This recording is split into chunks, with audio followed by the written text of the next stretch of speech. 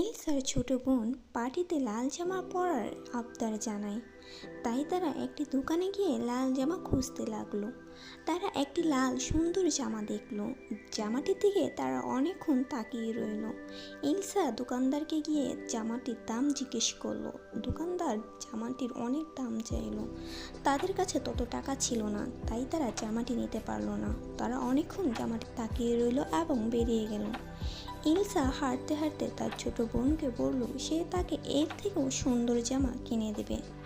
পরের দিন এলসা তার বান্ধবীর সাথে বিষয়টি নিয়ে কথা বলে। এলসা জানালো সে নিজে একাই জামাটি সেলাই করবে।